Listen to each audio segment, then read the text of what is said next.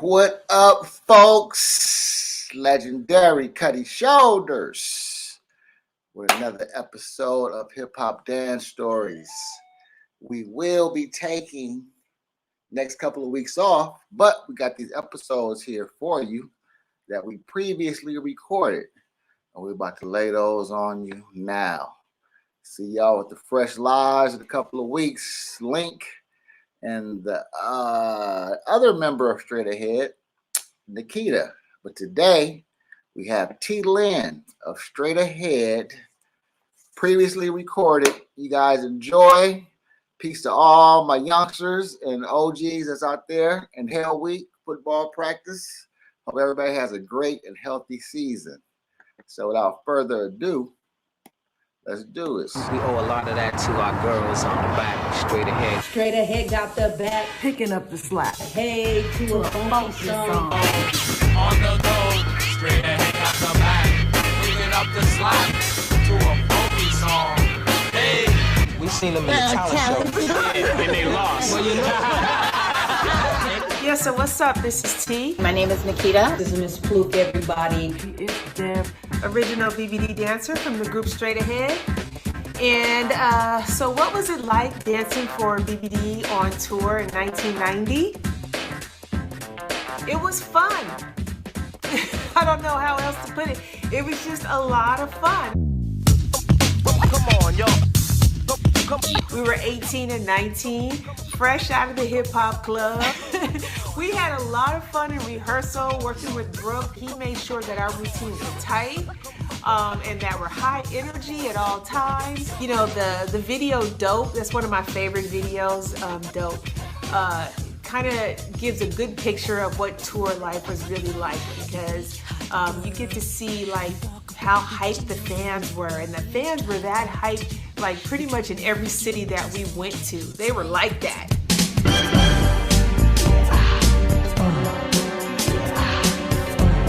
I didn't realize what the album meant to me initially. I loved dancing. I loved being on stage. And this allowed me to actually see the world. I was able to tour and travel, go to Japan.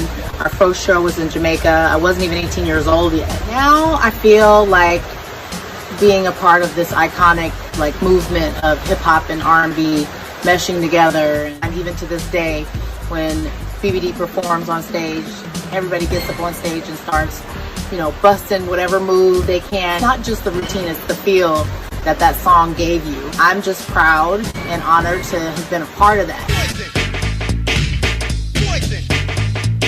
So Ron Devoe tells us, go meet my Uncle B at the studio, which is Brook Payne. We get there, he puts on the song Poison and say, okay, let me see what you guys got. Because we already a group, we got plenty of routines in our repertoire. So we pick one, we start doing it, we going in, we like super hype. And when we get to the end, he's like, okay, that's the routine to Poison. And we like, wait a minute. Only thing that Brooke changed in that routine was the fact when we said Poison, that I want y'all to slow it down. And to this day, everybody does that one move.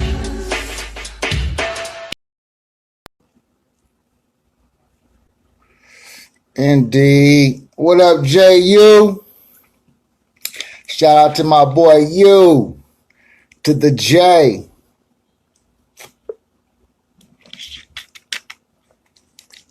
Get this shit popping, Cuddy Mac. Where the house at?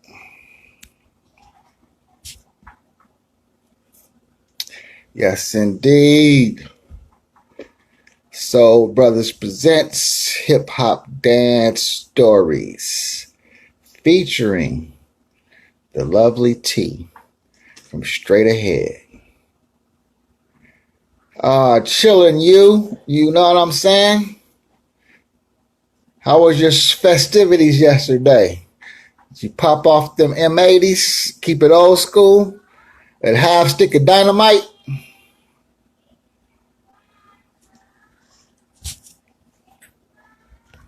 Oh, let me put this shit up in here. Charlie.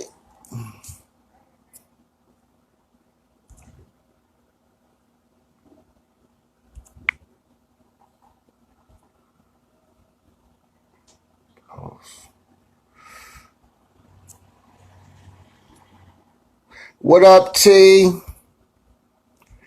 We go ahead and bring T on in then. Quit playing with it.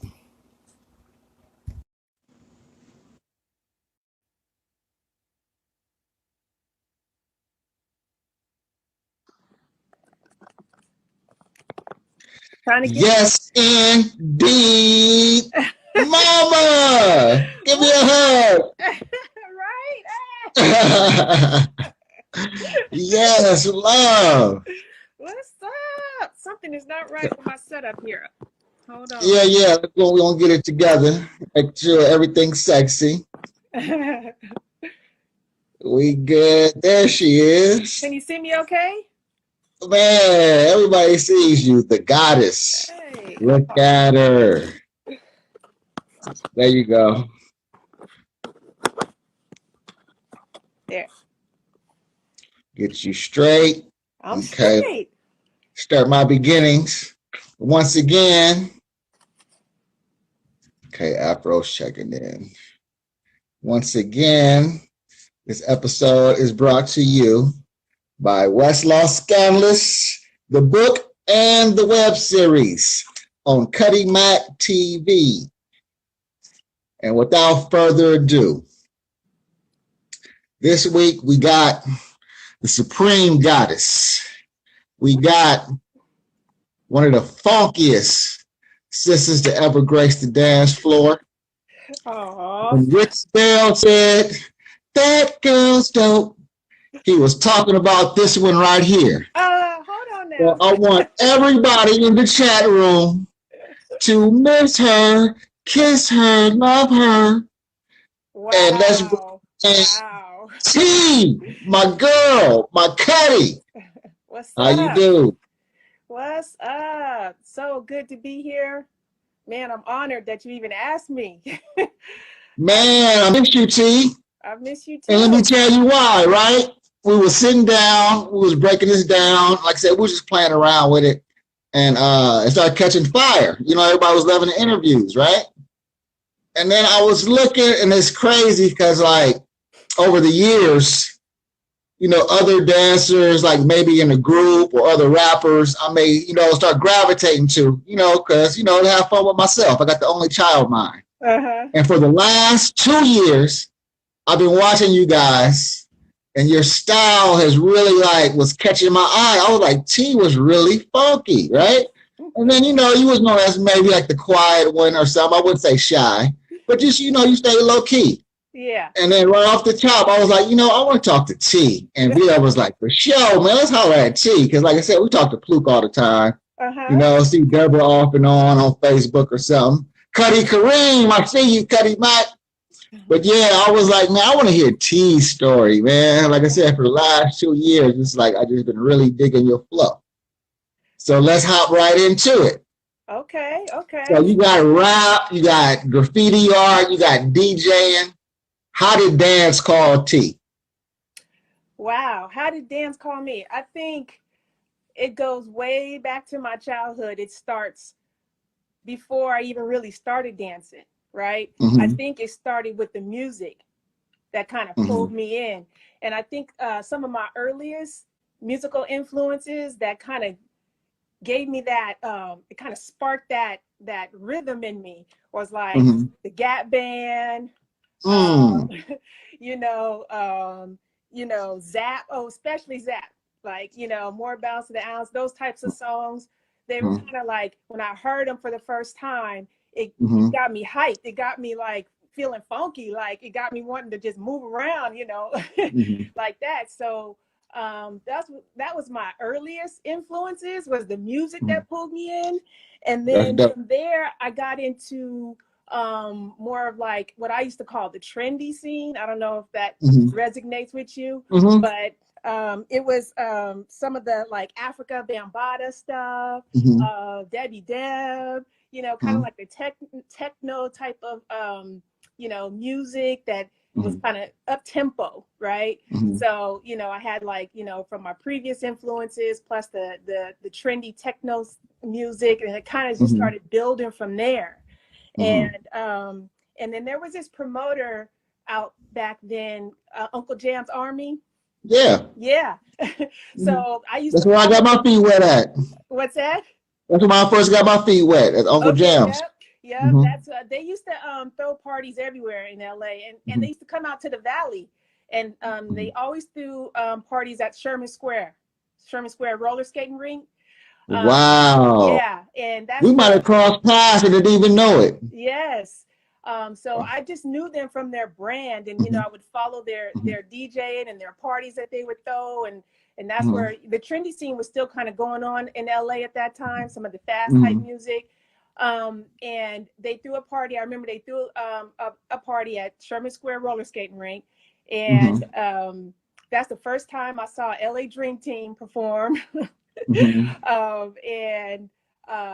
And so, there were no real girl dancers out at that time, but, I was on the dance floor doing my thing, me and my girl Darian from back in the day.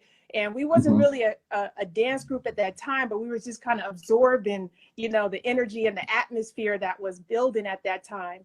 And that's when I first started like really getting into, just dancing and grooving. And then from there. So you didn't pop or lock prior before you boogied? That's funny. I did try my hand a little pop locking, and I'll tell you who influenced me. Rerun from What's Happening. That's right. That's right. That's right. You have to understand though, Legend, like I grew up in the Valley, right? I wasn't on the LA scene. So I was kind of like this sheltered Valley girl. But inside my house, it was very black. Okay. And that's what we listened to and watched. And so some of my influence, I wasn't on the scene to see some of the people that were doing it and breaking ground at that time. So a lot of information I was getting was through TV and radio, K-Day and all that. But, I tried to get into b-boying, back in the day. I remember my cousin was into breakdancing, and one time we caught the RTD. Okay. Out in LA, and they was having a break dance. I don't know, it wasn't a contest, it was like a battle. And I just sat on the sidelines and I was just watching, and it was like all types of dudes out there popping and locking and breaking, and there was a dude out there didn't have no legs, and he was killing the windmills, and I was just like, it was just blowing my mind, and that was pulling me in. And there was one girl out there who got out there and did her thing, and that's what influenced me to try to get into breakdancing. So caught the bus home, and then I started rehearsing in my backyard from there. I got me a little laminate and a carpet in my backyard, and I'll be out there every night trying to practice those moves, breakdancing. But I didn't really perfect the art. I ain't gonna lie. I didn't perfect it back then, but that did kind of break me in, thank you for bringing that up, to dancing, before I got into the trendy style and all that. But, so yeah. That's dope, man. Cause I'm like learning so much about you now, because I didn't even know that you were, touching the trendy scene like that. Yeah. Yeah. And it was like even the past, like even Sherman Square, because when Ultra Wave was popping. Yeah. My first group, we was called the Gigolos. But it was only two of us, right? So we didn't have enough firepower to compete with all the groups, which had 5 to 7 members at Ultra Wave. So we used to go hone our skills at Sherman Square. And we used to battle remember the Kinky Boys? We used to battle the Kinky Boys. Yes. Remember them? Yeah. Yes. They were doing it big for dancers, right? They used to pull up to the fucking skating rink in limos and shit, right? Remember that? With all the Mexican girls and stuff with the hairspray. Yeah, they were doing it. I mean, it was like, like I said, as dancers, like I said, they was doing it big. But I never wanted to dance with them on the dance floor, because that wasn't the type. Like the Kinky Boys, they was called Kinky Boys for a reason. Exactly. If you couldn't do the snake to the floor, you would, I was like, I just, I used to sit back and watch and admire, because they was doing it. They was doing it. Yeah, but I was like, I'm not trying to do that. I was more of a tomboy. Yeah, I remember the Kinky Boys, and I didn't know you guys were battling them back then, though. That's funny. Yeah, but it was only, like I said, just me and my boy Stoney, and it was just us two. So we, like I said, got our feet wet with them, and then so it was time to switch over to Ultra Wave. We was ready. Okay. Yeah. And so, that was our ground zero. I wasn't on the scene like during the ultra wave era because I was in the valley. You know what I mean? So and I was young. I was like, 17, 18. So I wasn't really mobile to go out to LA and So you didn't know Chameleon from the Scheme Team, but he was a California kid back then in the Valley. His name was big. Who? Chameleon from the Scheme Team, but back then he was the California kid. No, I remember the Valley Boys. Remember Valley Boys? Okay, he was part of them. Oh, okay, Brandon. Okay, yeah. Okay. That was definitely, I used to say, one of my earliest dance group influences was, the Valley Boys back then. And the Kinky Boys, even though I didn't want to dance like them, I was more to dance like the Valley Boys. That's right. Yeah, they was hard. Yeah, real hard. It was hard. They used to wear bowling shoes to dance. Yeah, man, I love this. I used to see, that's when I first saw them. I didn't know Chameleon then, but I saw him with the bowling shoes and the old man suit. And I was like, who's that? Yeah. It was like, that's a California kid. And I was like, okay. Oh, yeah, that's right. He did call him that, California kid. Yeah. Yeah. Yes. So that's the same guy in the Scheme Team when we had the blonde afro. Yeah. He was like, yeah, same guy. No, okay. Yeah. Got it. Yep. So, okay, now, so you boogie in, you get your feet wet with the trendy era. So I'm quite sure, who you meet, Nikita first? No, what had happened was, okay, how did I hook up with Str8? So then I didn't dance for a while. I don't know what happened in my life, but I was off the scene for like a year or something. And I came back, and the very first club I heard about was Hollywood Live. Oh. And, that's where I met, Rick and Jason from Diamond Productions, and me and my girl Darian. We used to stand in that line with our $7 before 10 o'clock to get in. Ooh, that's the early days. And when we came back and we went to Hollywood Live, and we noticed like the energy had changed, the style had changed, the music had changed a little bit from the trendy era. Yeah. It got serious right there. What's that?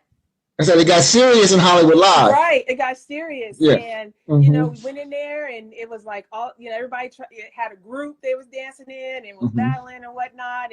And so I did the Hollywood Live scene and the Paradise 24, and then we found out that Diamond Productions was working with Rosie Perez, and they were going to do this East Coast versus West Coast dance contest. And so I auditioned.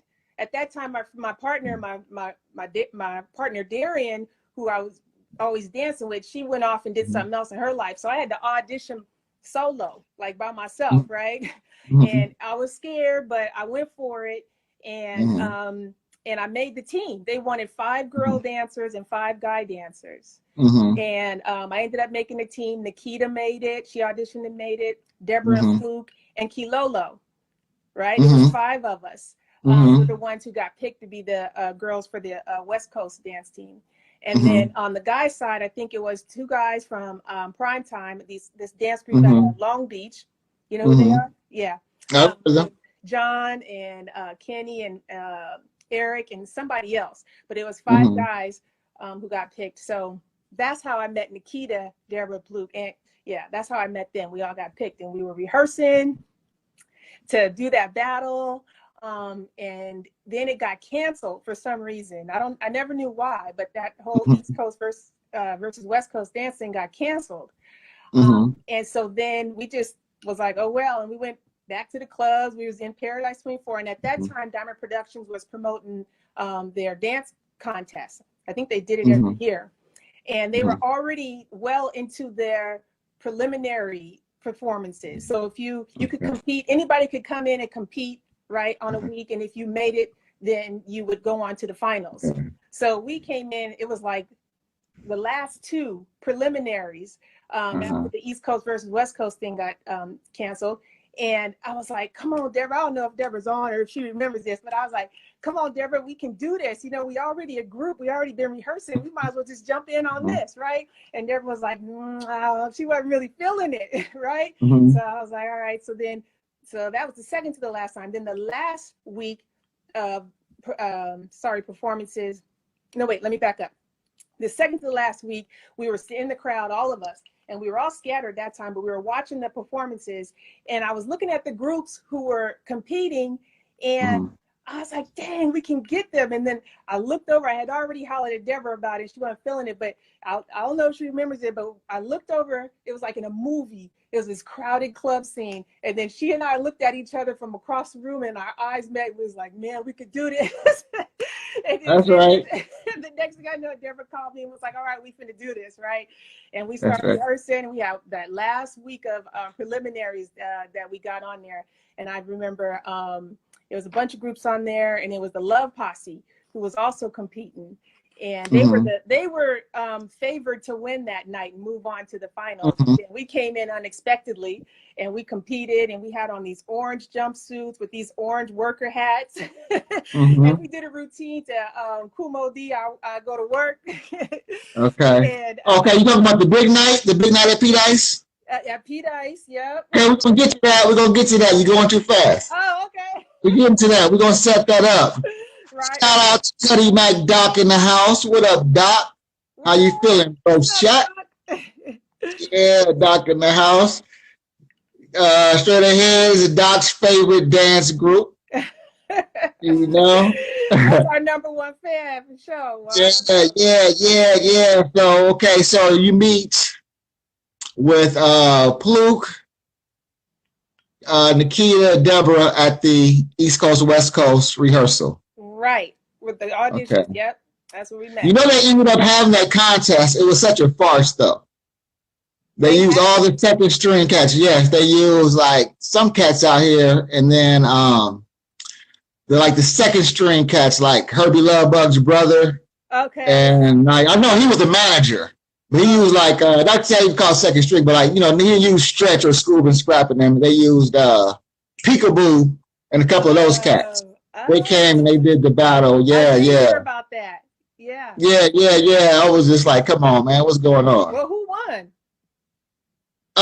They shut it down or something, because I think Soul Brothers and Chameleon, I think we jumped on stage and was like, man, this is ridiculous or something. Like, it was just something bad. So I remember the winner, and it was, like you said, it was such a farce. It was like, come on now. Oh, it wasn't real. Yeah. Cats want to see, you know, Ollie Frazier. They want to see us like versus, like I said, like stretching them. They didn't want to see that. Right. So yeah. Oh yeah, I did hear about that. That's too funny. They had it. Yeah, I was mad. Yeah. Doc said it was Kwame's dancers. Oh, okay. Yeah. At that time, you know what I'm saying? It was like, man. I'm sorry. Yeah. Okay. So y'all meet. So when did y'all decide? Like, okay, we the four. Because I know Kilolo was dancing with T.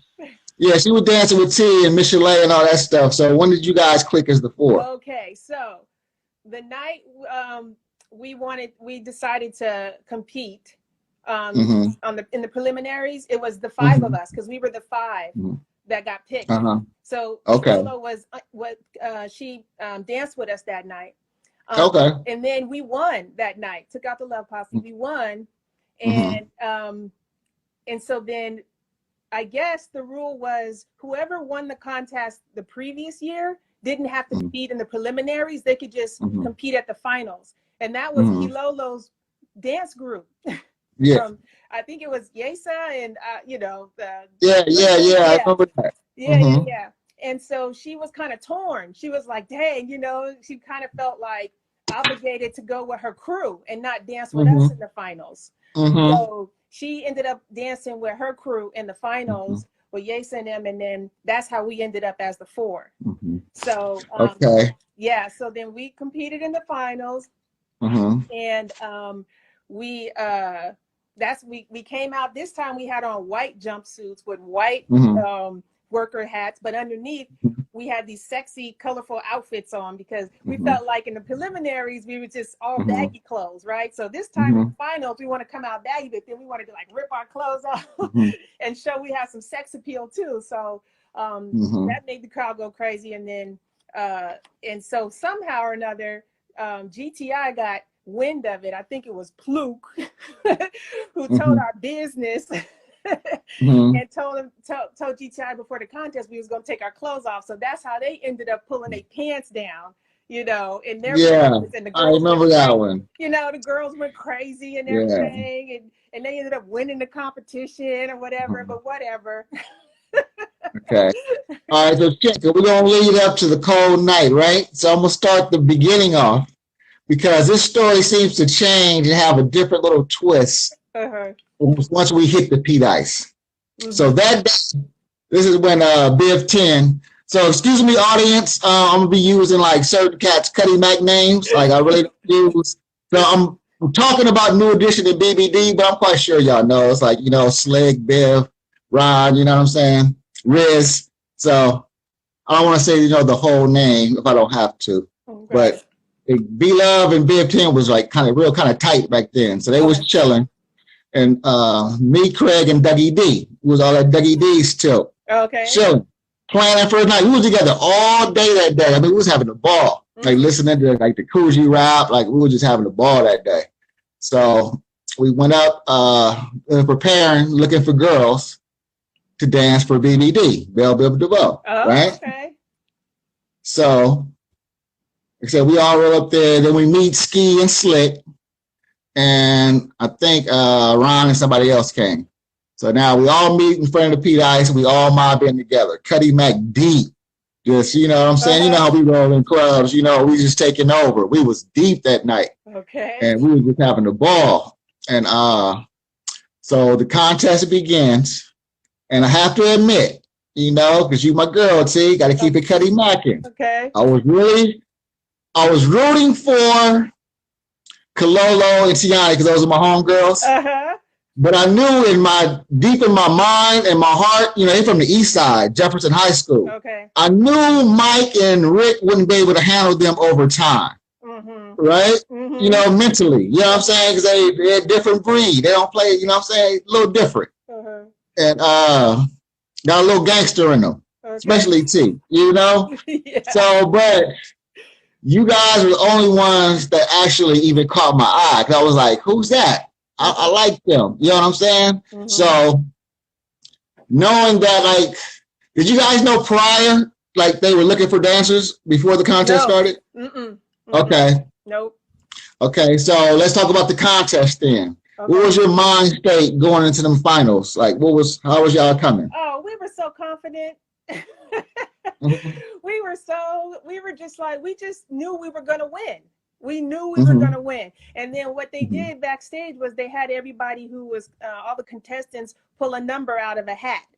And whatever number you pulled was the order in which you performed. And so we knew that it's best to go on last, you know what I mean, in any dance competition, especially when you go, you know, you hard like that. So, but we ended up pulling number 2. So we had to go on second, and we were so mad at that, like sitting backstage waiting for, we was just sitting there just mad, and we had to go on second. But our mindset was just pure confidence. You know, we had already been rehearsing for the East Coast versus West Coast thing. And we also, when we decided to finally compete, we started rehearsing in Fluke's backyard in Inglewood. Rest in peace, Robert Meadows. And then we also rehearsed behind in Nikita's backyard, I think, out here in the valley. But we were well rehearsed and we were tight, and we knew we was funky fresh. So we just our mindset was confident. We didn't have no worries, you know. So we were just mad that we pulled number 2. That was the only thing. We knew that was going to work against us. Yeah. So yeah, I remember we was in the audience checking you guys out. You guys really caught our eye with your look. You danced to Heavy D and the Boys that night? No, we had a mixtape that night. Yeah, mixtape that night? Yeah, we had a mixtape, and it was I remember everything in there, but I know we broke into this trendy segment, you know. But yeah, it was a mixtape of different hip hop stuff. Yeah. Okay, so like I said, we were in the audience chilling with the fellas, and we were all kind of deciding. So didn't they have their eye on another group too? Who? By rumor has it, or did they just say that? Who had their eye on another group? Biv, Slick, and Ron. Oh, I don't know. Don't know? Okay. Well, I think they were just playing that, but they always had their eyes on you guys. Okay. You know, from day one. That's So interesting because I always thought that, okay, Mike was one of the celebrity judges at that finals contest. And I thought that he kind of saw us competing and he liked us and took it back to the other guys. I didn't know they no, we was having a straight round table. Like I said, the story gets different as it goes along and everybody takes credit, but we were actually in a huddle mode. Oh, okay. Like, damn, you know what I'm saying? So, like I said, I liked something about, like I said, you guys swag and you guys came with your own look and things of that nature. You know what I'm saying? Yeah. So now you won that contest, correct?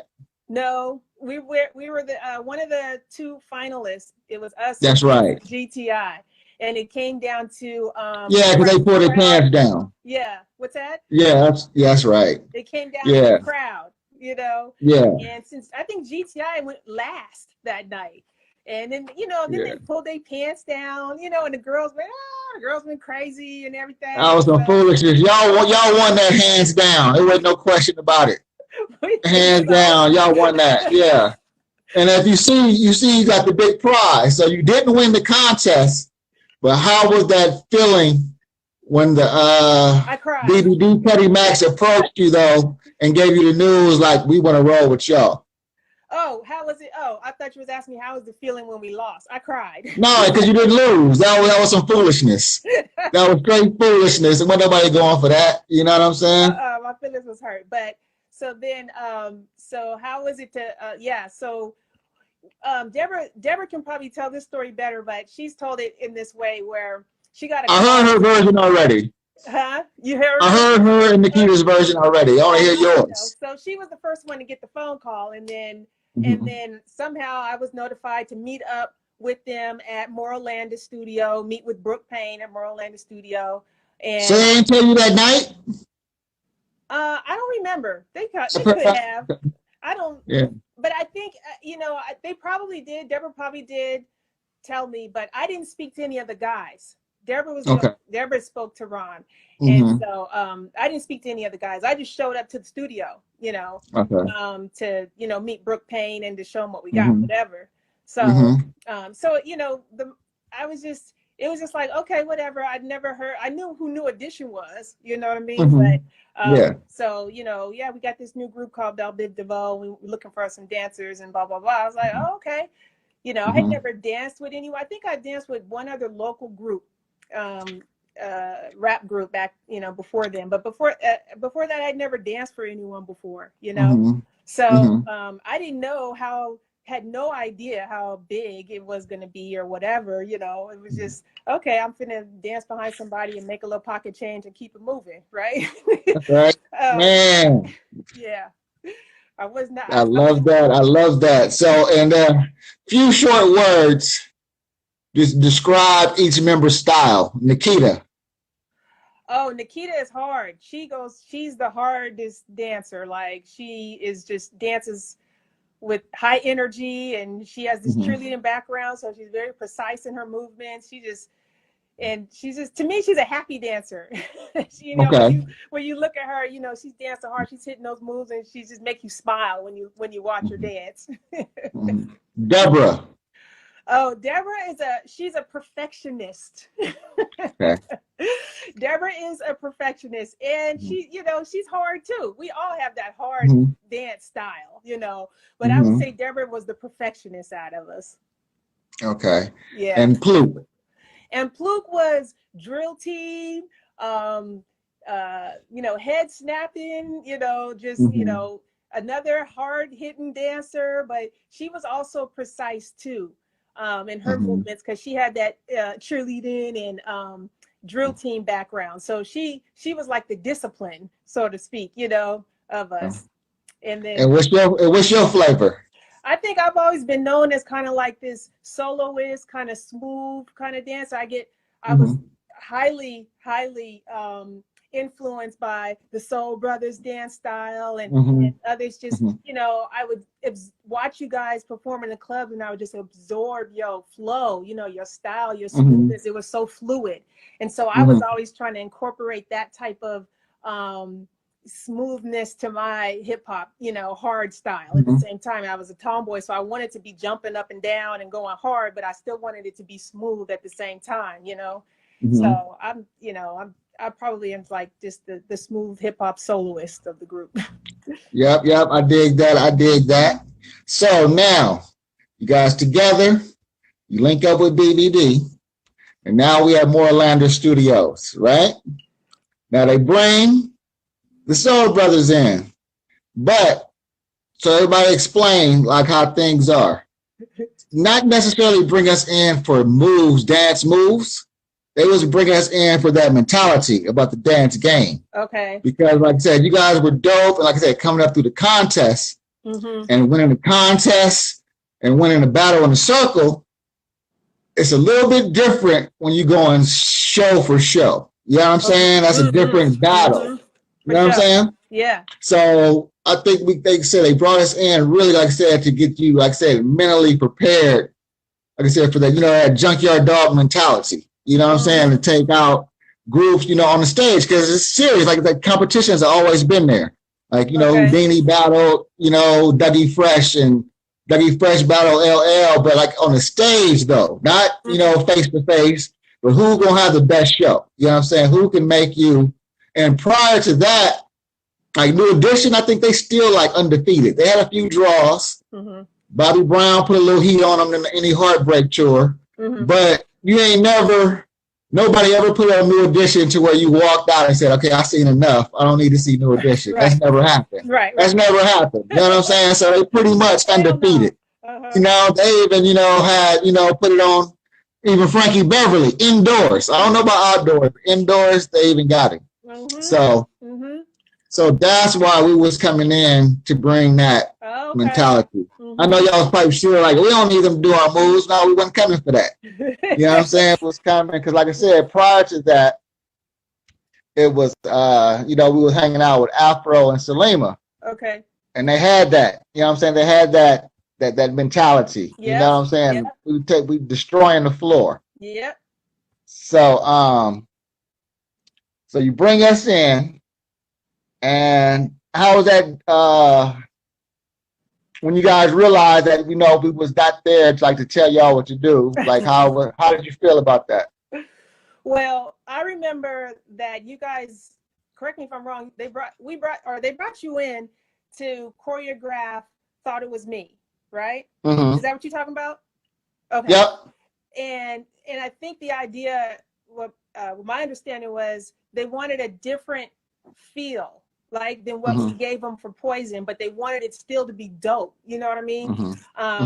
And so, you know, just to mix it up, and so we don't look like we doing the same steps over and over. You know, brought in the Soul Brothers. Of course, you could have told me to put my arm left, right, and upside down. I'd have done it because you were my, you know, my idols. You know, the Soul Brothers are here. Are you kidding?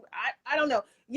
You'll probably get a different answer from each one of us, but from my perspective, no, I didn't feel like y'all was trying to come in and tell us nothing like that. I was just honored. I was wanting to absorb anything you had to teach. You feel me? So it was the first time I had officially gotten to work with my dance idols. Come on, you know. So yeah, that was our whole intention. Like I said, we wanted you guys to be like, even for the long run, like I said, because we dance first.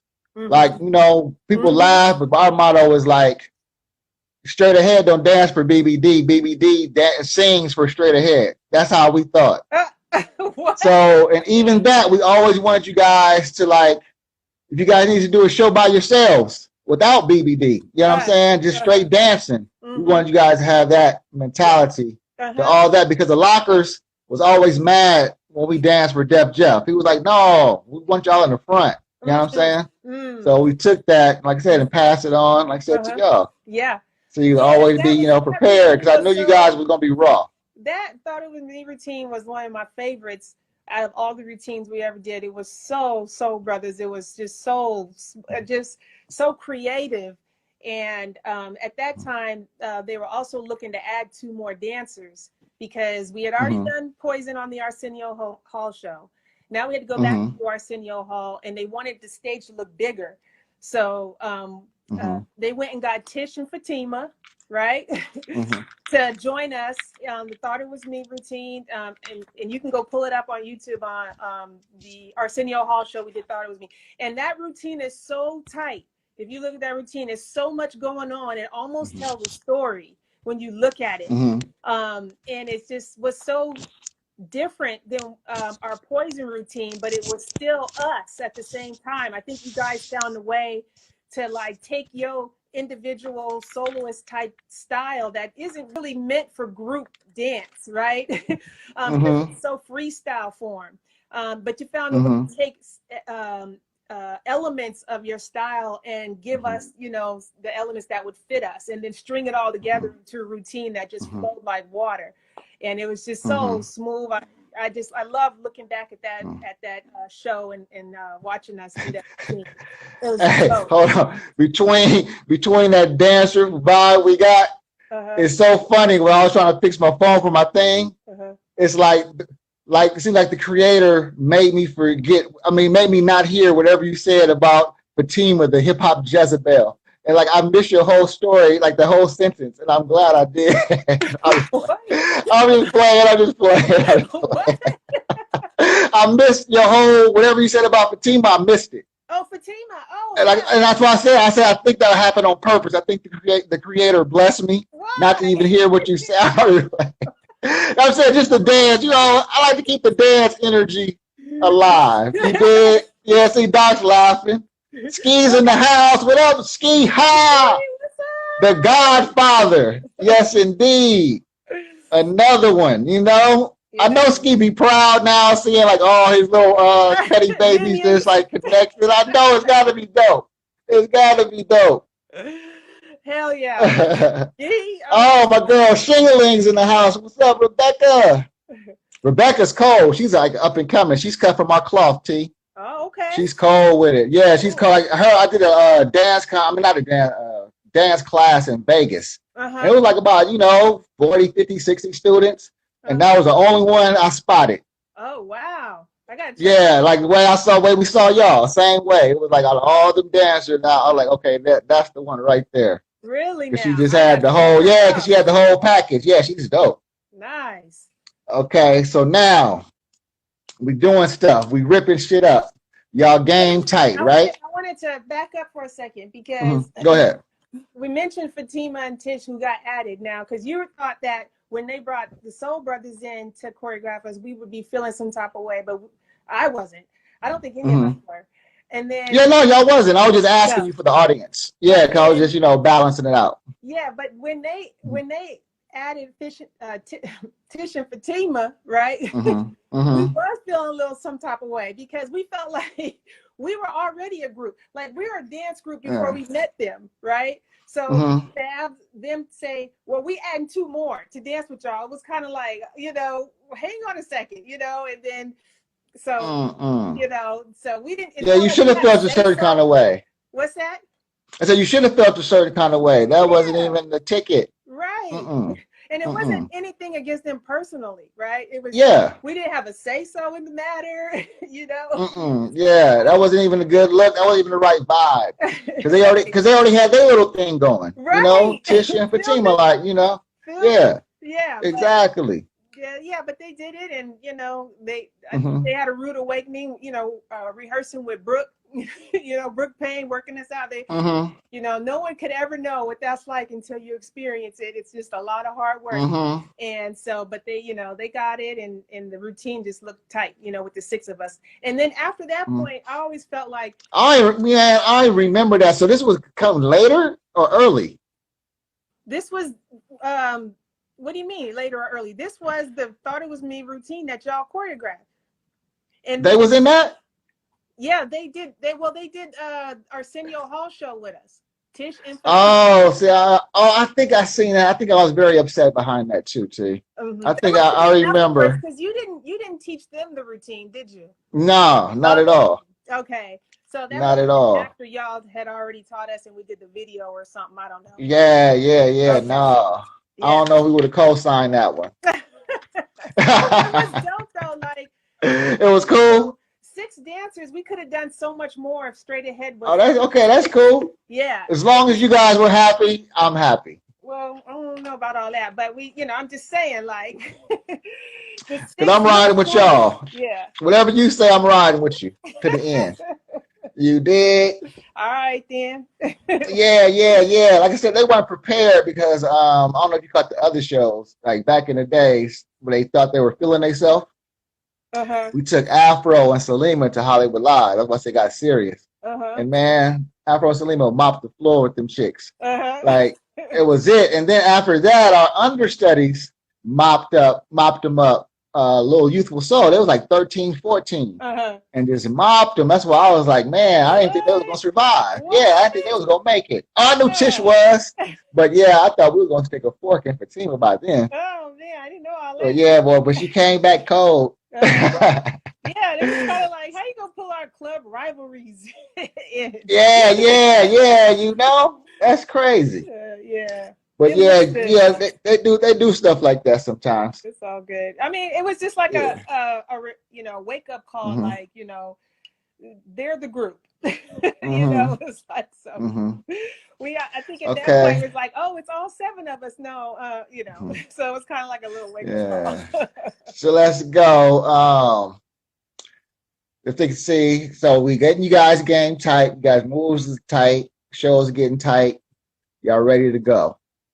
Then you guys have this first big show, and we was telling you guys, we was like, okay, you're not gonna be able to get Frankie Beverly because it's gonna be a nighttime concert outdoors. That's when he's at his best. But you have to beat Big Daddy Kane and Scuba Scrap. You gotta make them feel it, right? So that first show, remember that show with Pasadena, the Rose Bowl? No. You don't remember that one? Oh, it was a super fest. I think it was like you guys. Oh yeah. Big Daddy Kane, Frankie Beverly, Tony. Yes. And you guys did good, but the newspaper review in the LA Times didn't give you guys a good review. Okay. And so. Oh right, I remember. Yes. And so you guys dug in deep. We had a nice little powwow, got you tight. And after that, y'all came back so hard. So what was it? So was it the interview that pissed you off? Was it Craigie talking shit to y'all that pissed you off? Was it me and B-Love like talking shit to Mike and Ron that pissed y'all off? What was it to make y'all come back so hard after not destroying Scuba Scrap and Kane like we asked? I mean, come on. That's that whole dancer thing, like. That's right. If you lose a battle, I mean, that burns in you for a while, until you always feel like you got to come back and redeem yourself. Right. So, I think it was just that pit in your stomach, where you felt like you didn't rock the crowd. Right. So that has to be atoned for, like, that has to be done. Yeah. No. We're never doing, where did we go wrong? We're never doing that again. Right. And that just always makes you kind of like want to come harder, So we probably just came back like, oh, we just gonna, hit him hard 10 times harder now, maybe he was having an off night or whatever, but it's just that whole, yes. We don't like to lose a battle. It's just we don't like to have a bad performance either. Like where the crowd is not, loving you or going crazy. That sits with you, So yeah, I think that's what that was. And that was our whole purpose. Like I said, for us 3, that was our whole purpose of coming in to give y'all that mentality.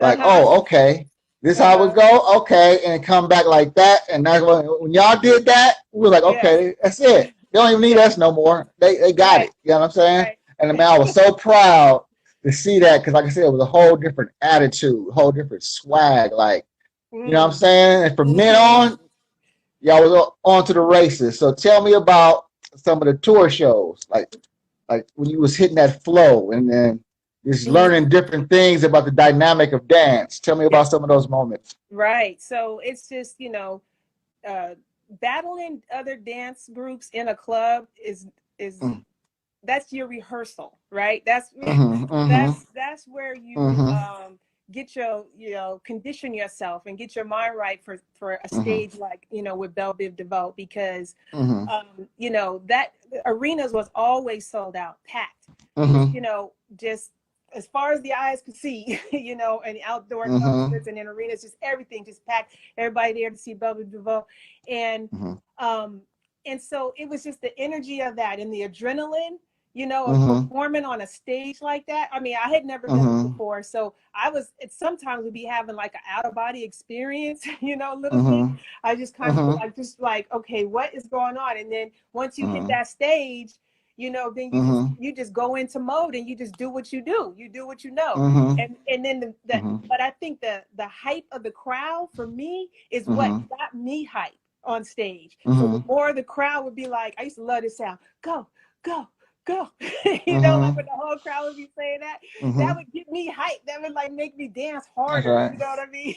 So just picture that on a grand scale, of just hundreds and thousands of people just cheering and cheering you on. And so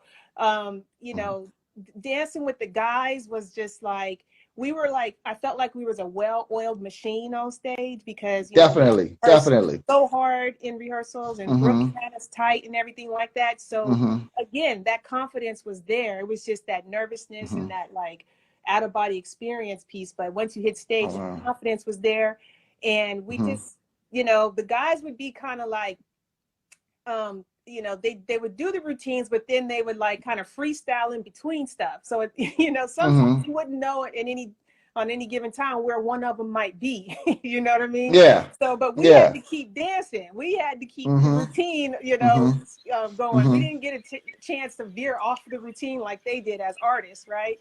And so that was, you had to get used to that, right? Because I'm used to, here's the routine, here's what we're supposed to be doing on stage, period, right? So you had to get used to the artists, kind of coming in and out and playing, playing with you, playing to you, whatever the case may be, I kind of had to get used to that as well. And like, okay, just let them do their thing and just keep on keeping on. Okay. It's one other thing that you guys did that we were so proud of, like I said, to know that you guys was ready. Like I said, till you seen millions of dancers, like just pick an artist like Beyonce to Tina Turner or something. You never know. They might be great dancers behind them, but no one knows their name. Right. You know what I'm saying? Right. So now, like I said, to be in a world of millions of dancers, and I heard in the very beginning, when y'all first started off, like y'all was known as the girls with the ponytails. Yeah. Right? And you guys worked to be like, no, that's straight ahead. So, and not only that, for the guys to say y'all names, the group name and individuals. So how do you guys establish that respect? Like I said, because, no other artist does that unless you really about your business on that dance floor. Like I said, School and Scrap, the Soul Brothers, Straight Ahead. Right. But like I said, we don't know Beyonce's dancers, and some of them motherfuckers is hard. But I have no idea who they are. You know what I mean? So how did you guys gain that respect to make the fellas be comfortable saying, yo, these are our dancers, Straight Ahead, T, Fluke, Nikita, Deborah. How did y'all get that done? Wow, that's a great question. And I think that because they didn't have to. They didn't have to get the level of that. So how'd y'all get that? Yeah. That show didn't. And I mean, I can only speculate what was going through their minds, but from our perspective, it was like, back then it was about being in a group. Like some of these other dancers that are out, I don't know if they're dance groups per se, right? Back then it was about a dance group and what is the name of your group? Okay. And then you make a name, you make that name, right? So, and we took it very serious. All the dance groups take their dance name, dance group names very serious. So, Straight Ahead meant something, and I think as far as how do we get the guys to, acknowledge us and respect us like that? We just worked hard, we worked hard, we danced hard, and when the seven of us came together, we were so much in sync You know, it was just kind of, Without a it doubt. just felt natural for them to say, yo, this is our girl Straight Ahead, because we felt like we were one unit, you know, the That's 7 of dope. us when we performed. That's dope. Yeah. So, you know, and we always respected them as a group. We never, you know, we were always stayed humble and, you know, and we knew our role as the dancers and to make them look good. And, you know, but we didn't have to do much because they were already established and, you know, already well respected. And that's what I'm saying. So with them already being established, I said, with New Edition and now BBD, just like I said, for them to be like, man, Straight Ahead. Like I said, the name still rings to this day. So like I said, how's that feel knowing, you know, we did that? It definitely made us feel good. It definitely made us feel respected, like you said, because not a lot of artists do that, you know, and they definitely don't put it on their album because, you know, or whatever, but it just made us feel, you know, good and respected. That was all. Like, and it was mutual respect both ways. So, you know, definitely. Yeah. Like I say, even when we bumped heads with them, it was never personal. We just wanted them to be the best they could be. Right. As BBD, you know what I'm saying? Like I said, you know, when New Edition, like I said, that's why understanding the game. If it's New Edition, I don't say nothing.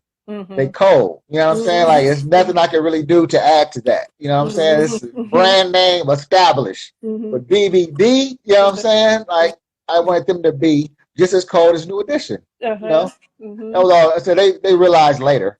You know what I'm saying? But like I said, we would just look at the game, the whole dance game. You know what I'm saying? Like I said, and they were coming into backstories there.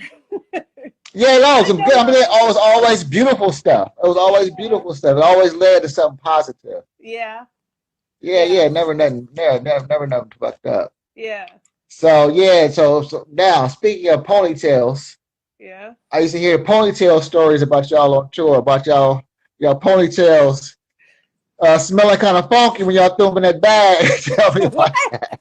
I heard your ponytails used to get sweaty. And Deborah said y'all should put them in one bag. That might have happened once or twice. Yes. I mean, heck, we was out there dancing hard, shit. Yeah.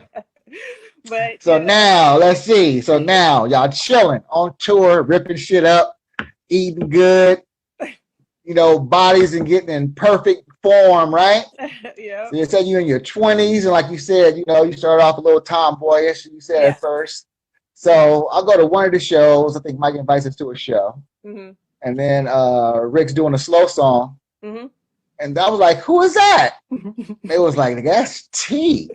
So, like I said, you was already hard, you know, dancing. Like I said, you didn't even have to, you know, never, you know, get sexy or anything if you didn't have to. But is that like, was it put up on you to do it, or was it like just, you know, said you're getting sexy in your young 20s? Like I said, what made T, like I said, the quiet one, take on that role? Like I said, I can see somebody like who had a big personality or something do it. I'm saying, what made T say, you know what, I got this? T's a woman now. Like, what was it? Are you talking about, okay, which song was this? It was a slow the slow cut, Smile Again shot. Yeah, when you had your Vanity 6 suit on. I was by myself? Yeah, the solo shot, the slow record. No, bro. It was just something that I think Rick wanted to do different, to add something different to the show and add more sex appeal to the show. And it actually, me and Fluke both did it. I think we alternated, right? Oh, okay. I didn't know Fluke did it. On different nights. Because, we came out. I remember coming out in some heels and something sexy and pillow. And, you know, we did like this little skit with Rick. And so Fluke and I would alternate because I think both of us kind of felt a little uncomfortable, you know, doing it. So we that's what I was asking. Like I said, because you were the choir one. I call that like the choir boy moment. Like, remember Choir Boy from 5 Heartbeats? He was like real nervous, and all of a sudden he was just like, "Yeah, I got this." You know what I'm saying? I don't know what made me do it. I think because Fluke was doing it. I don't think I would have done it by myself, but because Fluke did it, I was like, okay, I felt a little more comfortable. And so, I was growing up. I mean, I was coming up. Yeah, that's why I asked you. That's why I asked you. Because I know, like I said, you guys, I know, like I said, because we were talking about it with all the other female dancers. Like I said, their dance was respected so much. They never got, forced to do anything like that they didn't want to do. You know what I'm saying? Mm-hmm. And like I said, I remember that time. Like I said, I remember how you was quiet and stuff. Like I said, everybody has those moments. You know what I'm saying? It's like, a dude who start, doing push-ups. First thing he want to do is get on stage and take off his shirt. Right. You know what I'm saying? Right. That's the first, you know what I'm saying? So, yeah, it's like I said, so everybody had those moments. You know what I'm saying? I still wear my shirt unbuttoned to the fifth power. All right.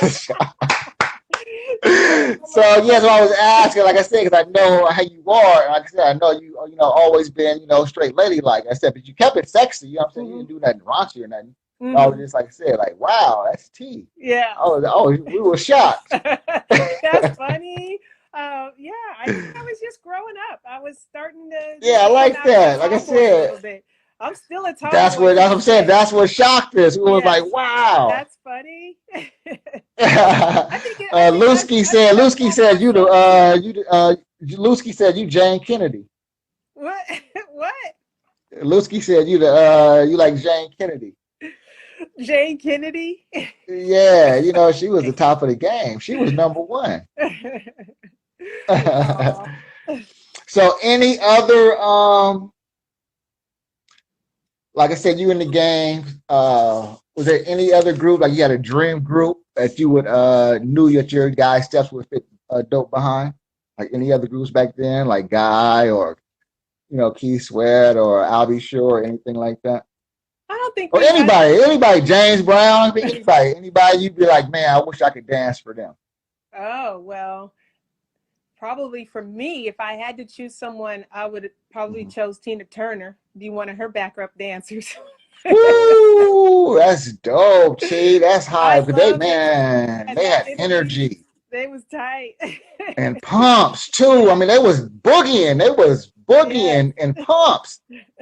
Man, I love the Ikettes, man. Did you know I was like I said, now, like I said, being older, only child mine, I'll be calling these people now. I didn't know it was like 30 Ikettes, because I was like, I want to talk to them. So I found some on Facebook, and she was like, it was always changing in and out. We just looked alike. There was like 30 of them though. I was like, wow. I did not know. Yeah, I didn't know that at all. I didn't either. I just found out like last year on Facebook. Yeah. Friends.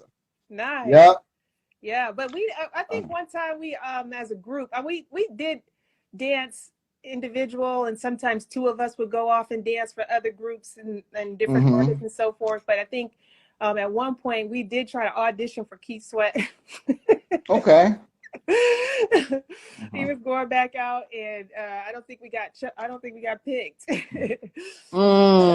But it was just, that wasn't like a dream or anything. It was just something we wanted to do. But I think as far as a dream, I'd have to pick somebody like Tina Turner. But you got to ask. That's dope. Everyone probably has their different answers. Yeah. I want to know who, like I said, T. That would be dope. Yeah, that would be funky. That would be real funky. So, okay, so now, I like Janet Jackson's dancers too. If I was to bring it back into a more current era, I think I admire Janet Jackson's dancers. Even before we were dancing with BBD. You know what I mean? So yeah, I probably would have picked her. That's dope. Okay, so now you guys, like I said, ripping it up.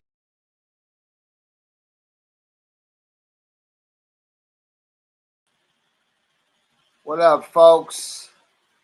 Hope you enjoyed part 1 of T of Straight Ahead. I will be back at you later on with part 2. Cutty Salute. Football season. See y'all in a minute with T part 2. Hip Hop Dance Stories.